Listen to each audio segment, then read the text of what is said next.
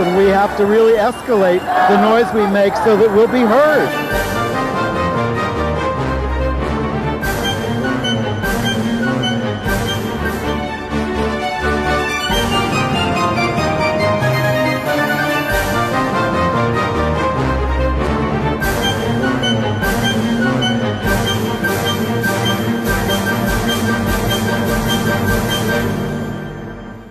Welcome to Gay USA. I'm Andy Hum, and despite the heat, we're still alive. And I'm still here. I'm Ann Northrup. How are you, Ann? I'm excellent. Quick medical update for those waiting. Yes, I got the pathology report back. The mass in my chest is just a fat necrosis, a little dead piece of fat. So you're okay. So I'm absolutely fine. So you'll keep doing the show after July? No. No. 30 years is quite enough. It is, and that was never the reason for my of course. leaving. Yeah. Yes. So all is well. Well, so what a week. Pride all over the world, from Budapest to Toronto, where the Prime Minister marched, to across the USA. We will report on it after we get to the Supreme Court ruling that states can ban trans girls from girls' sports, which poses an existential threat to transgender identity. And as we mark the 250th anniversary of the Declaration of Independence, the Supreme Court, like our founders, backs racist policies to make America white again. This is without exaggeration. No, and not white enough for Stephen Miller, who's quite upset about it. We'll discuss. The court leaves in place a $5 million judgment against Trump for sexual assault. Pete Buttigieg was the victim of a malicious swatting and was separated from his two kids overnight. A setback in Delaware. But advances in trans care in California, Illinois, and New York City. The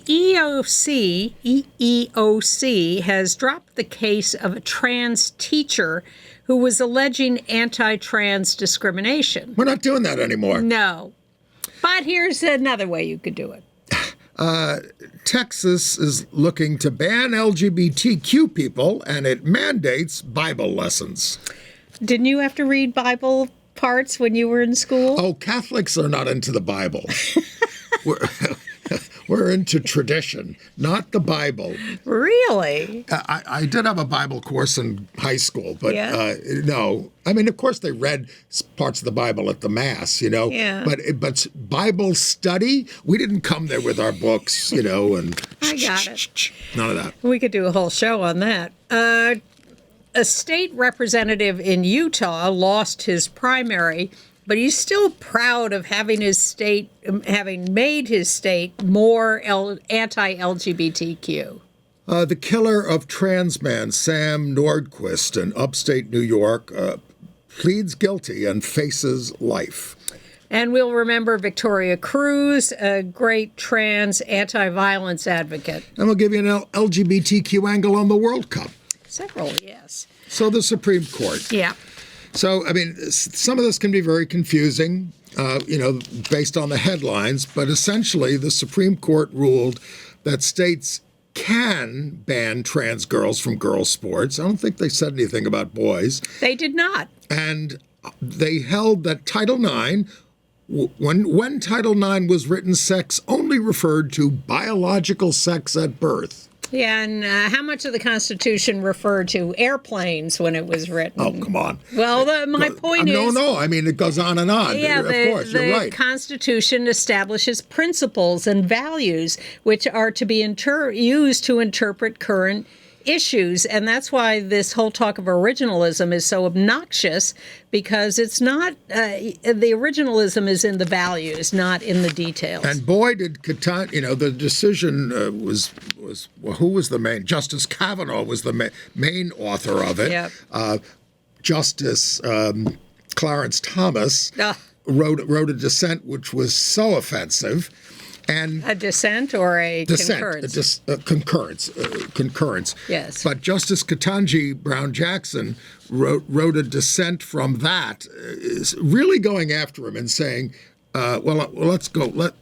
No. Let's talk about that later. Sorry. All right. Let me just try to summarize this. So, bad. The court says that you can discriminate against trans girls in sports.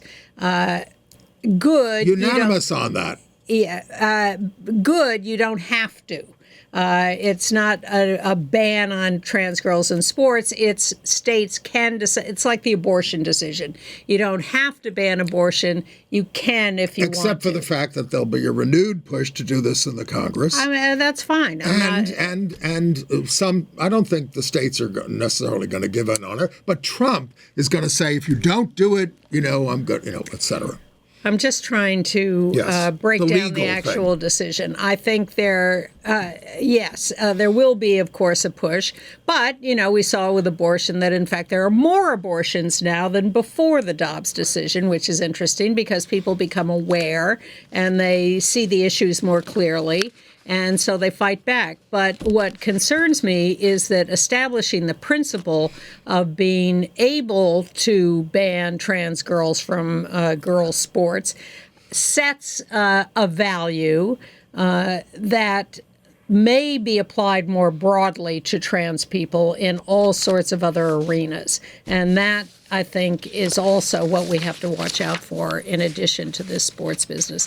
And, of course, the sports business should have been decided absolutely the opposite, because the situation is that if you want to question the validity of allowing trans girls to play sports, with cis girls, it should be a case-by-case basis, not a blanket ban on identity. And you should establish parameters and rules and standards. Well, yes, and I find the court, the conservatives, basically repeat Fox News talking points in their decisions. Sure. That's all they know about this. They act like it's this widespread thing, and it's killing cisgendered girls. Excuse me. Brian Kavanaugh is an expert because he has girls who play sports. I'm telling you, that's what they're saying. Well, Amara Jones of Translash Media said this decision essentially erases trans identity and undermines, she says it undermines Ruth Bader Ginsburg holding that sex is how you are perceived. It also overturns the Grimm ruling, the trans guy who fought Virginia for years to be able to use the correct bathroom. And the court ignored the equal protection arguments in this. They didn't even adjudicate them. So it's now, of course, Gorsuch, who wrote the Bostock decision. Mm-hmm. The Bostock decision says you can't discriminate against transgender people in employment. Right. I mean, that's what it says. And he, in what he wrote here, is trying to torture and say, no, it's not going to affect that. It's different. Blah, blah, blah. Today, watch out for tomorrow. Can I run through a few others? Decisions? Yeah. Well, I just want to finish up on this because the right-wing battle cry on this is biology wins, and of course they don't respect biology when it comes to homosexuality, which is part of biology. They don't respect that. They don't respect the biology of intersex people either. It's all about binary for them, and it's their definition of who is what. And the head of the Family Research Council says now we can get rid of Obergefell because of this. Ridiculous. Okay. It's just his fantasy. And but it's not going to affect states like New York, where we protect them. Exactly, and that is the point. It is not a decision that mandates banning trans girls from girls' sports. And before we get to the other decisions in terms of trans issues, a lower federal court certified the people suing for transgender people in the military as a class. That's a big breakthrough. That's a fantastic decision. There are a limited number of trans people in the military who had managed to stop the order requiring discharge of all trans people from the military. They stopped it temporarily, and then they went back to court and said this should apply to all trans people in the military, the stay, and the court agreed to that. So now that stay is in effect for everybody. But don't forget, back to the Supreme Court, they allowed this exclusion to go into effect pending these cases. Well, I think we're back to a stay as this is litigated. Yes, we shall see. Because the district court has just put that in. They have certified all trans military as a class, and discharges are halted for the moment. All right, back to the Supreme Court. Great decision upholding the validity of mail-in ballots. That was a terrific decision. Arriving after, mailed by the election date, but arriving a few days later. But in the spirit, as I said, of our racist founders of this country, they aided Trump's mission to make the USA more white and subject to gun violence. They said Hawaii can't enforce its gun laws, where you can bring it into any place of public accommodation, of course, except their court. And they want it's okay to end temporary protected status for Haitians and Syrians and anybody else from an S-hole country, basically. And I love that Justice Kagan took on Alito and said, "You're not quoting the president. You're saying he exhibited no animus. Are you kidding? Look at what he said about these people, the racist things that he said." Exactly. But they upheld birthright citizenship, barely. And that is alarming. Very, because the Republicans will go after that. Well, we had a solid 5-4 for saying the Constitution says what it says. But a solid 5-4, you change, Sonia Sotomayor has to get off the court, and you got a 5-4 the other way. Well, and the only reason was it Kavanaugh? Yes. Who joined the majority was making it 6-3. He said, just based on congressional law, what Trump wrote was not unconstitutional. Nonsense. And then go ahead. I was happy that they carved out Lisa Cook at the Fed and said he couldn't fire her. For now. But he can fire everybody else in the government. We have all these independent commissions that have bridged administrations forever. Civil service protections, gone. Gone. Absolutely gone. Unitary executive. This is one of John Roberts' things that is killing this country. We try to insulate these decision-making bodies from the whims of the executive. Gone. It is King Donald. He can do whatever he wants. He can, this is what Doge was doing in the first few months of the administration. And now all that has been upheld, and they can go completely crazy, firing everyone they want. And if you can now, political parties can now coordinate with their candidates and spend all the money that they want for the candidates, unlimited. This means that all the trillions and billions, billions that are going to be coming into these campaigns can be spent with coordination. And that's what you're going to be hearing. Now, I will say that people power beats money almost every time. Mike Bloomberg trying to get involved in the Colorado race. He put a couple of million in there, and he was rebuffed. He tried to get involved in the New York 12 race and lost. But no. Was he for Lasher? He was with Lasher. Never mind. The Republican Party has $100 million on hand. The Democratic Party is in debt.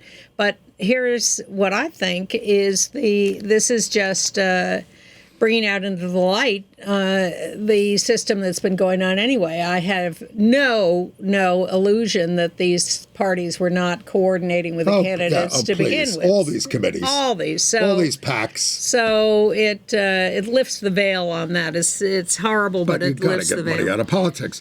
Anyway, but speaking of money, Trump will have to pay $5 million to E. Jean Carroll for losing civil suits against him for sexually assaulting her in a department store dressing room. They are. Supreme Court refused to hear it. There's E. Jean Carroll in the dark blue, out lesbian, Robbie Kaplan, her lawyer, there in the middle. And, of course, on the left, our own Jackie Rudin, who is holding up a sign that says, "Pay up, deadbeat," and that with was a picture of Trump. That was several years ago when the decision was first down. So sent down.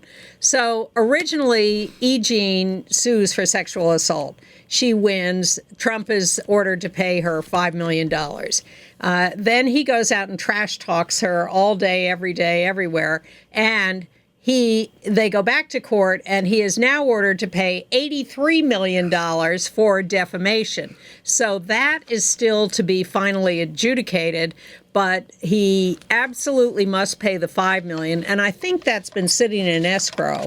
So it's not like and all we hear about are his billions of crypto. So it's not like it's supposedly going to bankrupt him. For those of you who voted for him, doesn't any of this bother you? Well, I am hoping that this is a little harbinger. Lambda Legal Defense put together what they're calling a new 5-year plan, Rising Together, to have a strategy for stopping bad laws, passing good laws, and changing public opinion, more than just the legal stuff they're doing. And they say they're going on offense. And Kevin Jennings, who runs Lambda Legal, is a very active, aggressive guy and is certainly capable of leading them to be more on the offense, and that would be great. Maybe after you're gone, I just mean when you retire, I'll have Kevin Jennings in here. He's been a good guest. He can tell you about his new LGBTQ Bill of Rights. Okay. That's what they're doing. Can we talk about, this was, I know most of you, of course, are getting ready for the 250th anniversary of the country, but we in our community had our Pride celebrations around the world.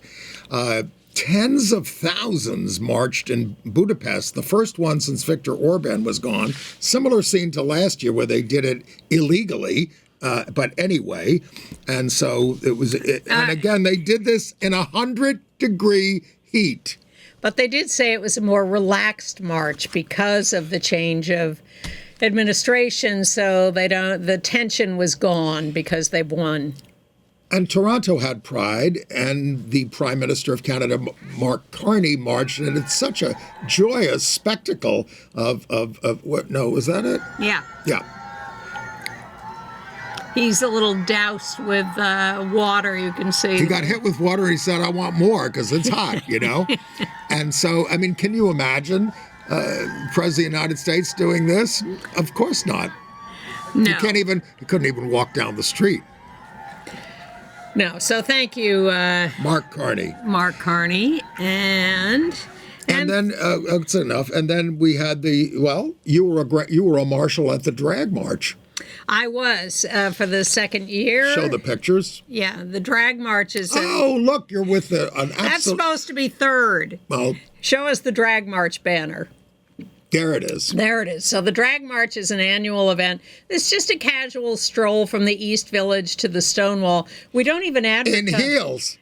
Not me. No.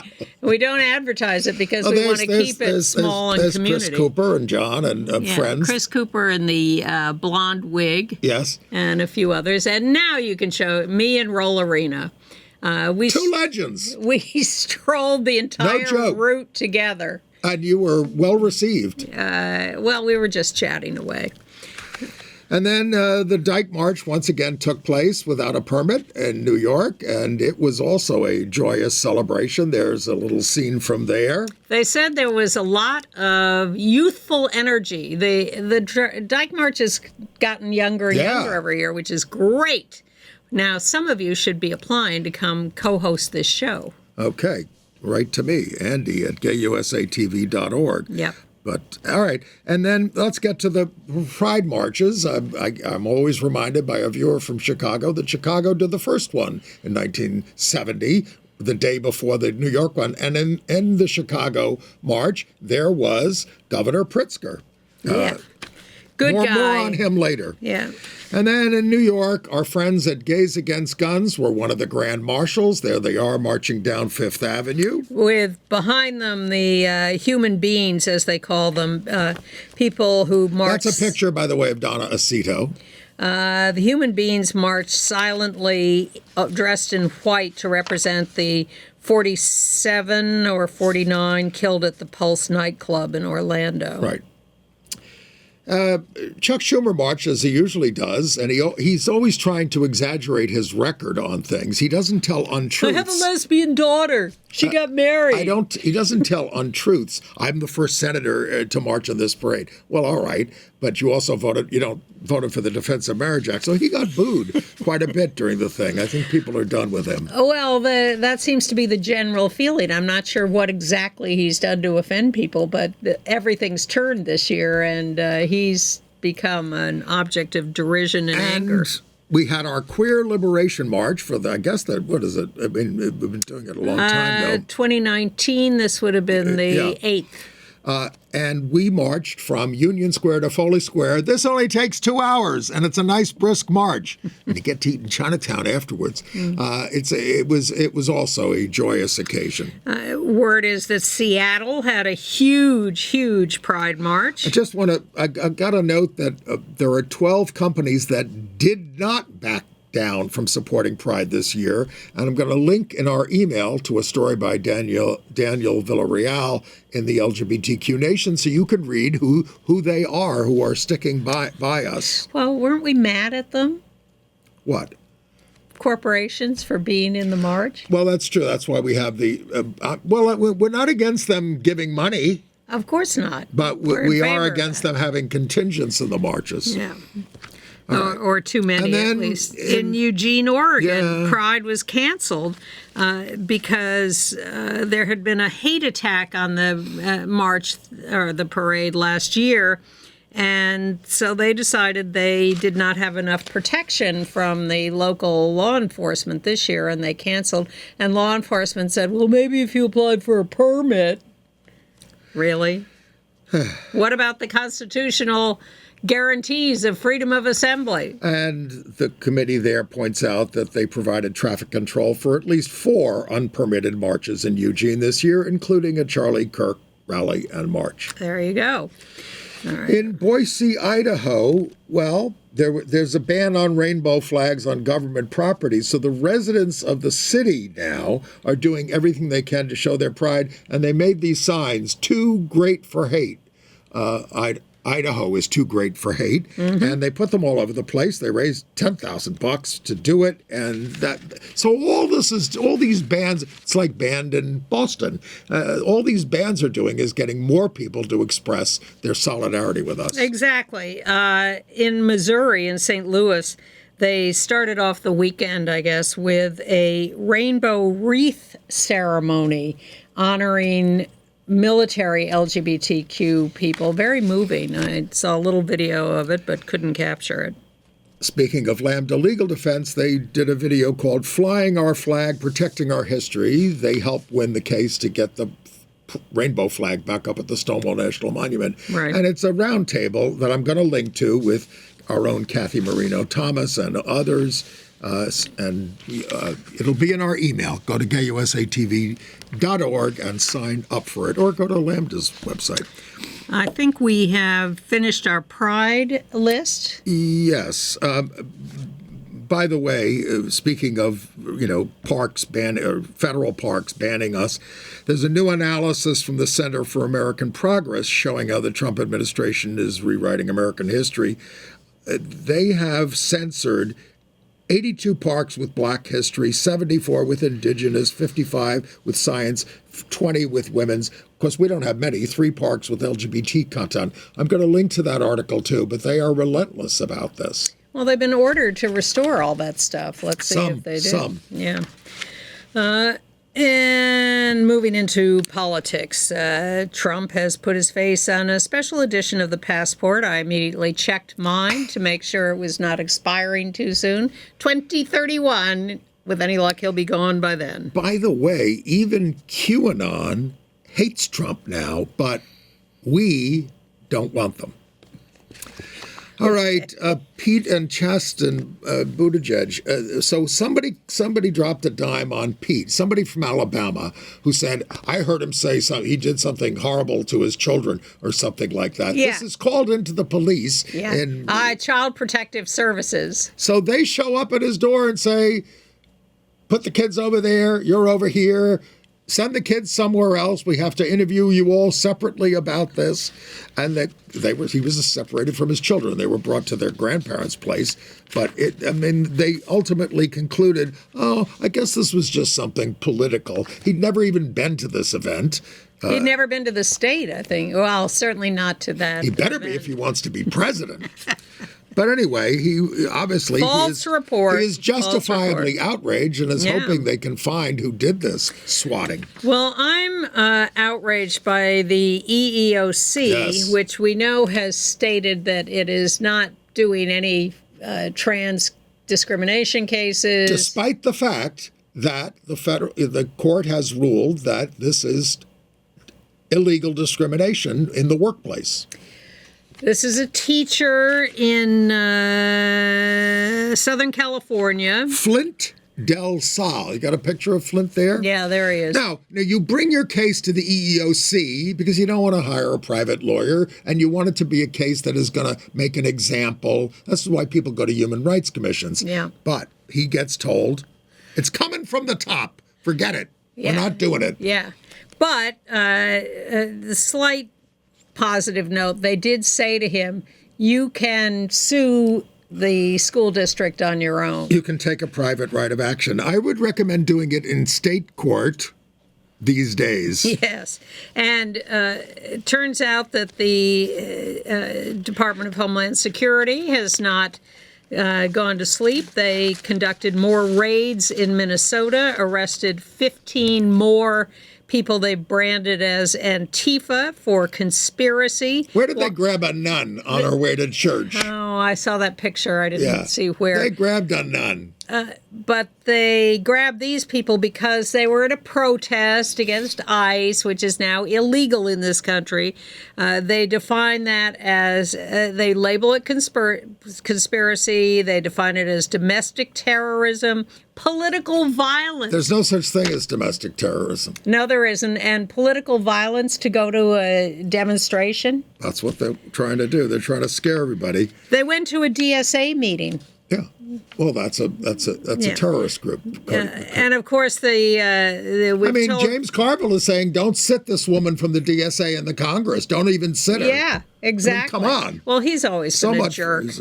He continues to be a jerk. But in better political news, don't these people realize that they thought AOC was going to blow up the country, and now they're talking about her as a candidate for president. Look at the actual facts of what happens on the ground. There are a lot of people who are scared of Mamdani, but look how he's governing. I think very reasonably and negotiating, and you may not like everything he does, but he's doing some great stuff. And just give these people a chance, for heaven's sake. And as I pointed out in my letter to the Daily News, which attacked these DSA candidates, what they stand for is the New Deal of Franklin Roosevelt and Fiorello LaGuardia, the most beloved mayor of New York, who was a Democratic socialist, which is fair wages, no child labor, women's rights, all those kinds of things. Yeah. All right. More political news. Out on Long Island, the end of Long Island, they tend to elect Republicans out there. And out-gay Christopher Gallant won the Democratic primary to face his Republican opponent out there in Suffolk County. He looks like a credible candidate. He does. Although Nick LaLota, who was the Republican, has been trying to hedge his stuff on play all sides of the gay fence. issues. Not trying not well, to. It's the Hamptons. You'd think we could. It's the Hamptons, and it's also Suffolk County. Yes. Where in the 1920s, 20% of the population belonged to the Ku Klux Klan. Literally, I'm not exaggerating this. They belonged to the Klan. It's got a long, bad history. And then in Utah, Representative Trevor Lee, a Republican, lost his primary. incumbent, and he was famous for having gotten pride flags banned in Utah in government space. In his concession speech, he said, "I'm proud to have moved this state meaningfully to the right." In New York, is on track to have the gayest legislature up there in Albany, state legislature ever, with at least 10 members of the Assembly and Senate, part of our community. There's Brian Romero from Jackson Heights, Ilapa, an out gay and non-binary child of Peruvian immigrants from the Lower East Side, in David Orkin, who beat the incumbent, Jennifer Rajmakor, and Rojas. No, this is another one. Assemblymember Jessica Gonzalez Rojas won the Queens State Senate primary over the incumbent Jessica Ramos, who had dropped out of the mayoral primary and defected to Andrew Cuomo, and this is why Jessica got in the race. I'm going to have to learn so many new people.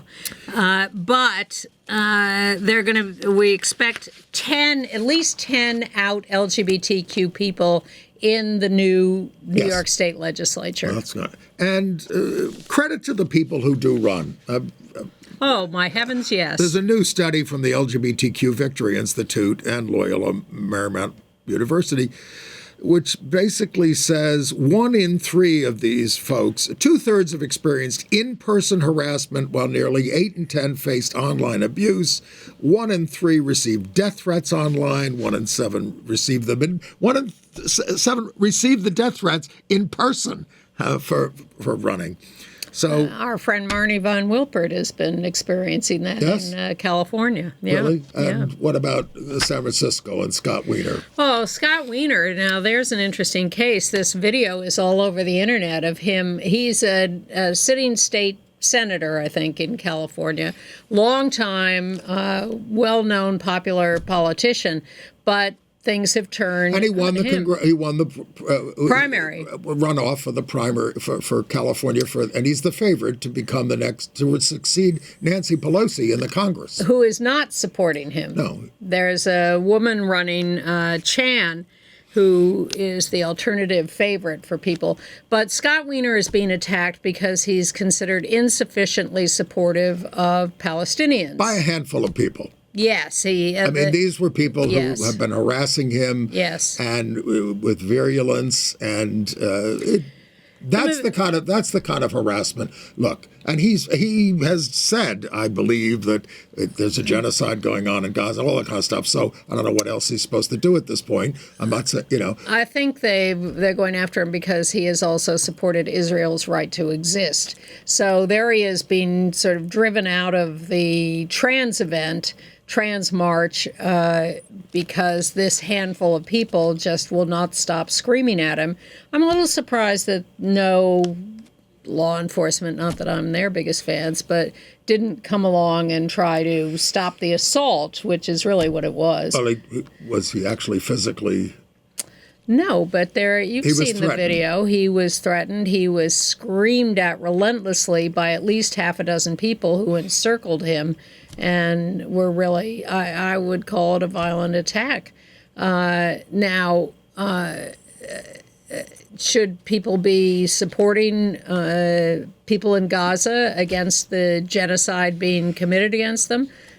For me, I would say yes, but it's become very ugly and complicated. And of course, it is one of the issues. I mean, the whole issue has become a reason that a lot of Democratic incumbents are getting defeated.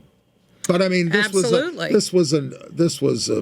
separate incident. Well, it is part of the DSA wave because the DSA people are very strong on supporting Palestinians who have been killed and bombed and everything else. And the Israelis would say, we've been under attack ever since we came here. All right. No easy answers. A loss in Delaware.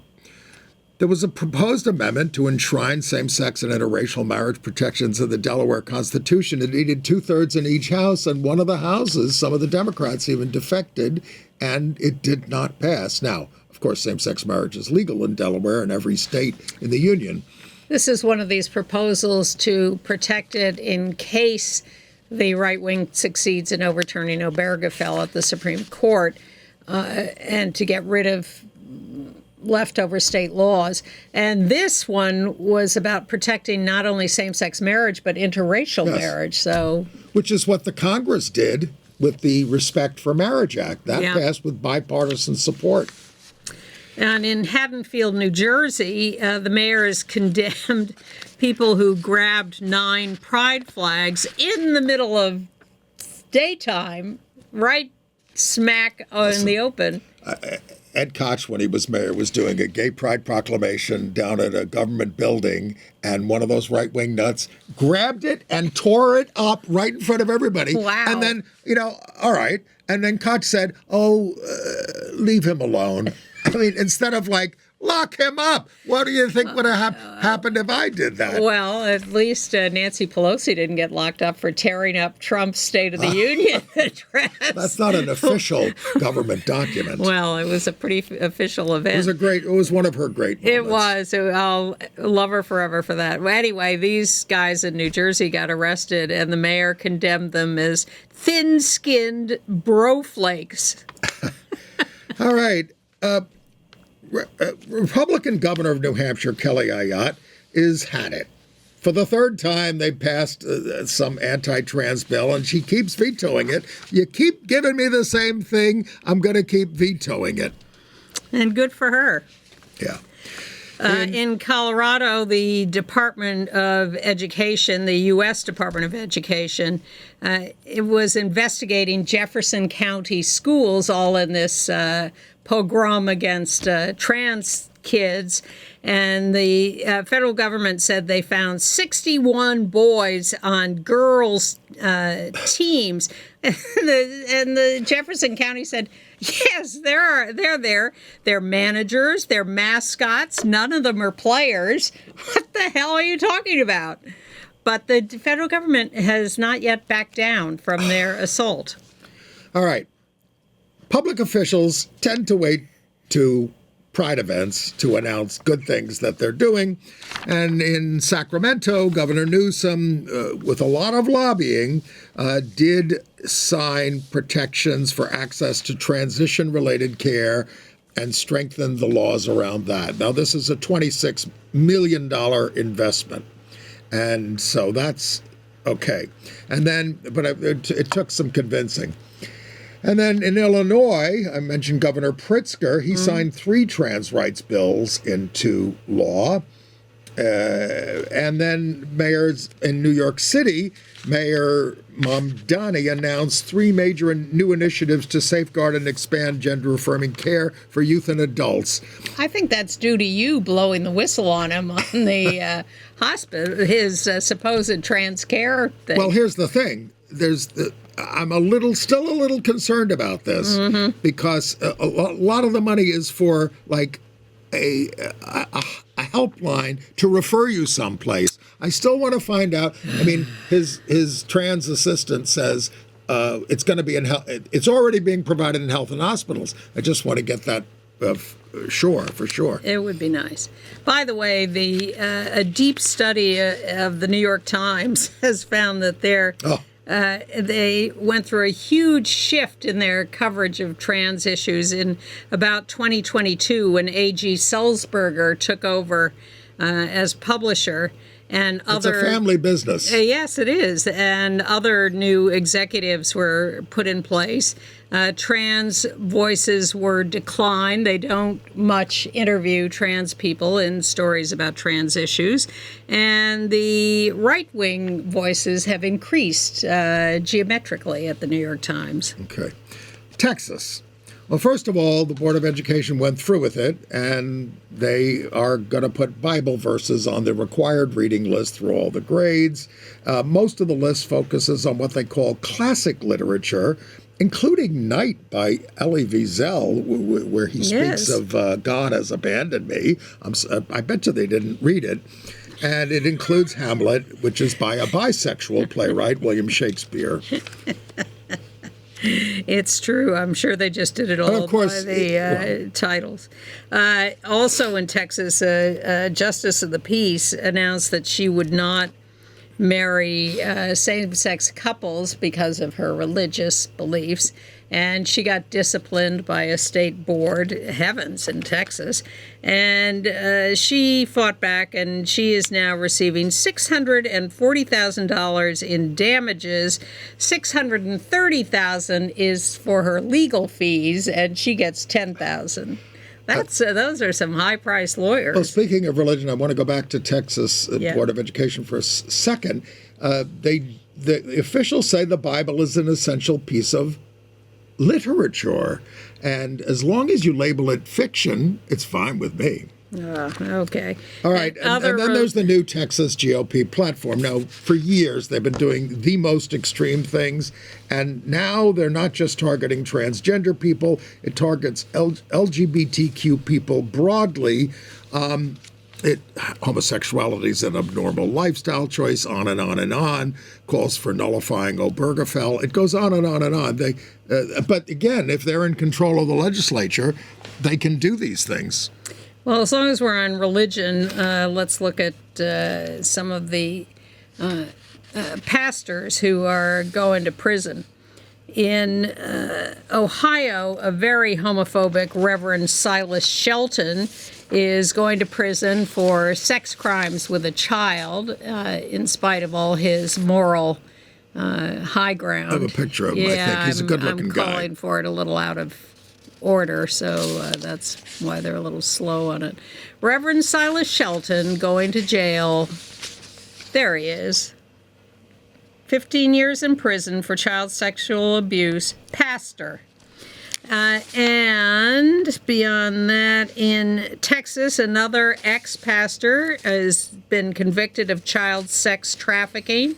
He's going to prison for 35 years. Because he showed no remorse for his crimes and blamed the 14-year-old girl he had forced into sex for what he did. And in San Francisco, the Archdiocese will pay $395 million for 70 years of child victims of sex abuse by priests. And yet, people still give them their money. They do. They don't watch Gay USA and learn these things. In Oregon, the State Board of Licensed Professional Counselors and Therapists withdrew its previously agreed remedies against a counselor who allegedly violated their code by refusing to validate a client's same-sex relationship. They're doing this in light of some court decisions, but it's disturbing. Well, it may be a fine line. I read this story and I thought, well, if he didn't, it doesn't sound like he tried to talk her out of her lesbian relationship. He just wouldn't affirm it and was overt about that and said, well, I'm a Catholic. I can't approve of that. But it doesn't sound like he rejected her. Okay. Now, you may say, whatever, but... All right. You want an LGBTQ angle on the World Cup? Of course, it all centers on Seattle, where they're having the Egypt-Iran match. But it was also like a Pride week, so the stadium was doing Pride stuff. When they first scheduled the World Cup in all the different cities, and Seattle was getting a couple of matches, they noticed that it was one of the matches was falling on Friday night of Pride weekend, and they said, all right, we're going to call this the Pride match, and we're going to decorate with flags and everything. And then after that, teams qualified, teams were assigned to various cities, and lo and behold, who should be assigned to Seattle for the Pride match but Iran and Egypt. Not very fond of gay people. Whoa! So Peter Tatchell went out there and protested in the stadium, and he was approached by the officials, but they actually didn't stop him. They said as long as he stayed in his seat. Well, FIFA was very overt about saying that pride flags are perfectly acceptable in the stadium. That is not any human rights signs and flags are within our rules. It's okay. And Iran and Egypt, after threatening to, blow up the place, I'm exaggerating, they played the game, they didn't protest it, and life went on. And Outright International, which is the international group from our community advocating for our people around the world, they went to the city and distributed thousands of flags all over town, rainbow flags. Meanwhile, the controversy continues over 10,000 Mexican fans chanting puto at opposing goaltenders, puto meaning fag in Spanish, and they are notorious for this for years and years. Sometimes they've been forced to send the entire arena home as a punishment, but FIFA seems unable to stop these fans from chanting that, and it happened again this week at games in Mexico City, where Mexico just beat, I can't remember who, but the fans again were chanting "Puto Mexico." Mexico won the game, so I'm sure we can look forward to more of those chants. Good news, there are both male and female out gay broadcasters covering these games on Fox. I kid you not. Well, in another crime story in upstate New York, we told you about this. In 2025, Sam Nordquist, a trans man from, I forgot where he was originally. Minnesota. He was lured to upstate New York by a group of people who then imprisoned him, tortured him relentlessly, and he was killed. Really bad. It's awful. So this week, Precious Arzuaga, 40 years old, admitted to all this, and so being the ringleader of the group. She is pleading guilty and faces life in prison without parole. Okay. Congratulations to Lynn Brown, who's retiring from running the Washington Blade for many years, and will be replaced by Brian Pitts there. They're all been involved with the paper for a long time. It's an essential resource. It is. Let's speed it up a little. Yeah. Victoria Cruz, their second from the left, wearing the T-shirt saying "We Make a Difference," worked out trans activist, worked at the New York City Anti-Violence Project, and was the subject of the movie made by David France, The Death and Life of Marsha P. Johnson, because she provoked a re-examination of what is believed to be the murder of Marsha P. Johnson, and went after it relentlessly and never came up with a full answer. But it's a really interesting documentary, and she was a great activist. She was a survivor of addiction and sexual violence. She lived through the criminalization of cross-dressing herself, just a hero. 79 years old. And then there was a gay male couple from Chicago who were in Mexico, and their bodies have been found in a mass grave in Mexico. Zafar Mawani and Guillermo Hidalgo Ortiz, and their families are just devastated by this. The government of Malaysia is urging the public to stop using the term LGBT to avoid normalizing LGBTQ people in the broader community. You have to use a phrase that means perverted, deviant culture, and they go after you on the internet and try to replace things. It's just, wow. Couple of other deaths. Victor Willis, the leader of the Village People, has died at the age of 74. Not gay himself, but the Village People. The Village People, yes, not gay himself. He was the cop. He was the lead singer. He was the co-writer of YMCA and In the Navy. You know who his first wife was? Felicia Rashad. Wow. Yes, exactly. He fought for his own copyright rights. He was part of the movement by the Village People not to let Trump use the songs, but eventually he joined a performance with the Village People for Trump's second inauguration. Gay Games 12 got underway in Valencia, Spain, with 9,000 athletes in great heat. But controversial. Local leftists were boycotting the opening of the Gay Games because when they were awarded to Valencia, Spain, the progressive leftist government was in power, and then a couple of years later, the government changed to a right-wing government, and now that government is in charge when the gay games open. So they're calling it pinkwashing by the conservatives, but it's not like they're stopping the games from going forward. No, but they're taking down pride flags all over the city. Oh, okay. And doing other things. They're terrible. One more death. Karen Clark in Minnesota, yes. 80 years old. She was the first out person in the Minnesota legislature in 1980. She said coming out is the most important political act. She worked on non-discrimination legislation and marriage. She was a real trailblazer. Somebody we talked about many times over the years. Yes. All right. Other international news. I don't. Go ahead.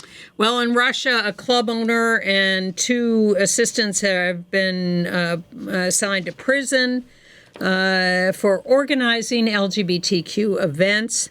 And in Turkey, once again, they held the Pride Parade under great controversy. 50-plus people were arrested at the Pride Parade. Very brave. Yeah.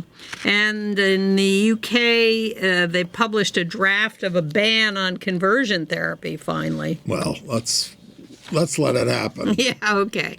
I feel like Lucy in the football, Charlie Brown in the news. football. People still are dying of AIDS, and one of them is an actress, Davy Chase, who was 35. She starred in The Ring as a child actress and voiced the character Lilo in Lilo and Stitch. But in recent years, she had... We have a picture of her somewhere there. Yeah, she had become a victim of drug abuse. She was living on the streets, and she contracted HIV, and she died at age 35. Yeah, she stepped away from the spotlight back in 2013. Yeah, Entertainment news. She had an accident and got hooked on pain meds. All right, entertainment news. I saw on Netflix the documentary Chris and Martina, The Final Set. It's a tremendously moving documentary about Chris Everett and Martina Navratilova. It's a great sports documentary, and it's very full of heart as they each battle their respective cancers, ovarian cancer for Chris and throat and previously breast cancer for Martina. It fully explores how Martina is being reported to be bisexual gay before she was ready to come out, affected her life and performance and endorsements. But it's ultimately a portrait of an amazing bond. These were the greatest tennis players of their time. And, in some sense, I mean, they were such rivals, and yet, no, they were friends, they were not friends, and now they're friends. Yes, exactly. They went back and forth. This weekend at the IFC Center Theater here in New York on Sunday and Monday, they're screening Rated X, a film from 1986 that's been restored. We've had these filmmakers on here before, Lucy Weiner and Paula de Kennisburg. This is a terrific documentary about sexism in culture in America. They go around talking to men all over the country about their sexist points of view. The filmmakers will be at the screenings for a Q&A afterwards. So that's at the IFC Center. Rated X, Sunday and Monday. I watched, this isn't particularly gay, although the way everyone was dressed may have been, the BET Awards. Black Entertainment Television. Exactly. I've never seen an audience at an award show better dressed. It was just spectacular. But they were giving a special award to Lauryn Hill, whose work I love, especially the first album, The Miseducation of Lauryn Hill. There she is performing. This tribute went on so long that they took 2 commercial breaks in the middle of the tribute. It went on for like half an hour in the last half hour of the show, and they had just every artist you could think of getting up and singing her songs and paying tribute to her, and all decked out in these fantastic clothes. And finally she got up and said, I wasn't planning to sing, but they didn't do this song and I want to do it, so I'm going to sing that now. It was fantastic. So I recommend watching a rerun of the BET Awards. The documentary we've told you about, Bang My Box, the Robin Bird story, one of our fellow public access hosts on New York television, quite the legend. It's now running on HBO and HBO Max. Yeah, I started to watch it. Yeah. Yeah. Lou Maletta is in it. He is there because he and Robin, Our founder. Yes, he and Robin and Al Goldstein, all pornographers of one level or another, had been on this leased access channel where you buy time. That's where we were originally. And the government came in and said, well, we're going to censor this. It's not good for children, and we're going to cover up stuff and bleep stuff, and we're going to censor it. And they said, hey, this is not right. We have the right of free speech on this channel. We're not doing anything over the line.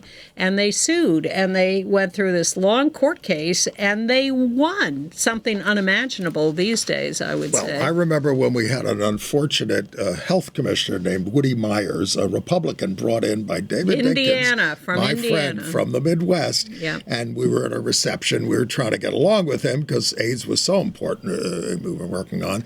And Channel 35 came up in the conversation, and he goes, ooh, I'm sitting there watching TV in New York, and this stuff comes up. I mean, because there was a tremendous amount of nudity, you weren't allowed to, I don't want to get too far, but you weren't allowed to show insertion, but you could be totally naked, and certainly they were on these shows.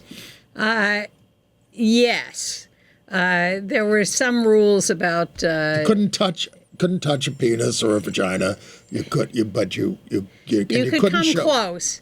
And you weren't supposed to show an erection. No, we don't do anything like that here. No. And here on MNN and here on Free Speech TV. Well, there's a distinction between leased access, where you buy the time and have more freedom, and public access, yes, which has some rules about language and images and whatever. But this documentary, Bang My Box, the Robin Bird story, is an explanation of all that, and of Robin, who really is the most charming, sweet person.